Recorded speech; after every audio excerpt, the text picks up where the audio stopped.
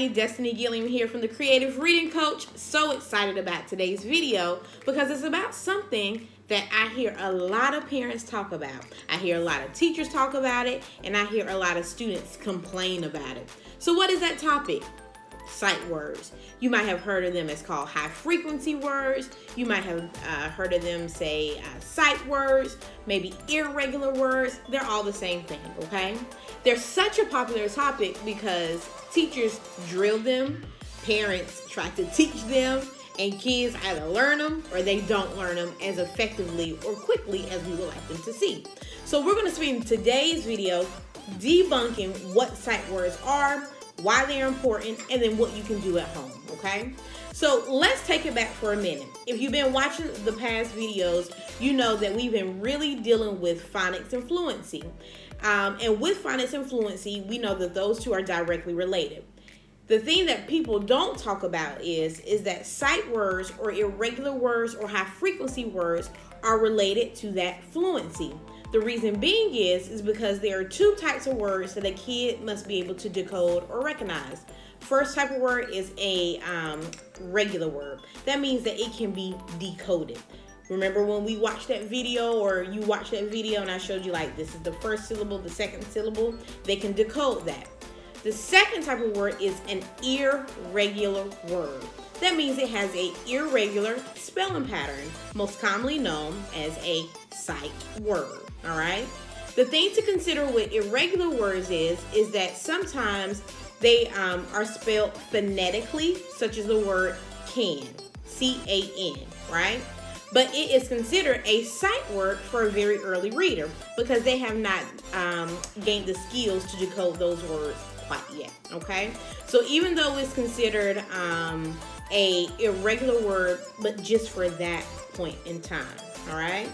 The key with irregular and regular words is that they both work together so the kid can get the words out as quickly as possible. We want them to get out as quickly as possible because what happens is that allows them to get the fluency right, which allows them to spend their whole entire brain focusing on how to comprehend and extract the meaning that the author wants the child to get. Okay? I want you to take a moment and think about it for a second.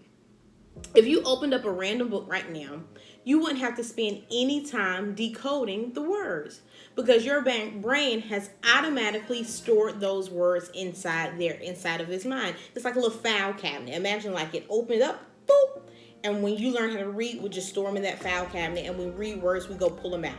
Okay?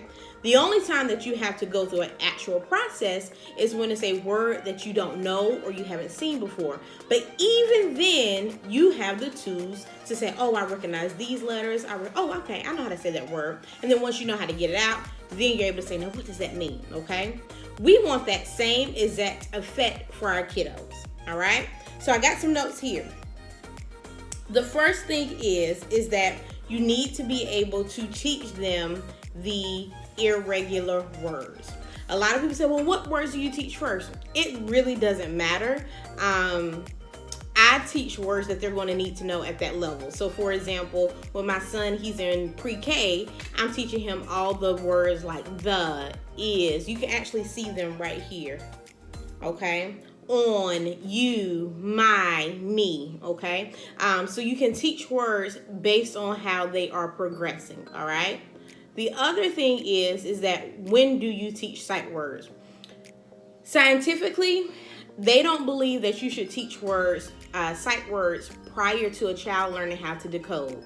And I understand why, because realistically, when you teach sight words, you're really teaching them to memorize. That's just really it, okay? So scientifically, they don't like that to happen quite as early because they say that kids will use those same strategies of memorizing words and apply it to decoding, and I get that. However, I know for me personally, I want my son to be able to read sentences earlier, and so I teach them both. I think there needs to be a good balance, which is why we do a lot of the word work where he's actually having the flashcards, the magnetic letters, that type of thing. And then we also learn sight words in isolation. And then I make sure that he recognizes them when he's reading sentences, okay? So I'm not going to say that you should do one or the other first. I think there should be a nice balance, okay? The way that you can teach them is really rote memorization, guys. It's no, people say you need to do this, it's really rote memorization. The more movement you have involved with it, the better. So in my center, in my office, we do a lot of arm tapping. Like, for example, and this is a Orton Gillingham strategy, okay? The word, let's say it's the. T-H-E, the. Eyes closed, spell the. T-H-E, tap it out. T-H-E, the. All right? So you can do things like that. Magnetic letters. I personally, when they're younger, I personally like using the magnetic letters. I have my son look up there, and then he has all his little letters, and he gets his whiteboard, and he puts he builds those words. It works really good for them because he's still learning his letters within context. He knows his letters, but he's learning them in context of how they make a word. So you can use magnetic letters. Of course, you can use flashcards. Personally, if you use flashcards, make sure they have some type of teaching strategy with it. Make sure you're not just flashing a card and say, what's the word? What's the word? Like, that's going to get boring after a while. You can get sand and have them write the letters in sand. You can have them write the letters with shaving cream. It's so many different things that you can do with it. And if it seems like, oh my gosh, this is too easy, then that means you're doing it right with sight words, because the biggest thing is making sure that you're teaching them and making sure that you're teaching them in the order and sequence that they need, okay? So let's recap. Why are sight words important? Because it helps aid fluency. They need to be able to know how to look at those words and get them out just as much as they would get out a regularly spelled word, okay? Do me a favor, try these things at home. Let me know how they are, and then come back and share in the comments. I'll put some goodies for you in the comment section where you can check out any of my resources that will support you. Good luck, happy word reading, and if this brought you any value, please don't forget to like it and subscribe and share it with a friend. I'll see you. I don't know what day we're on. We're on day something, but I'll see you in the next video.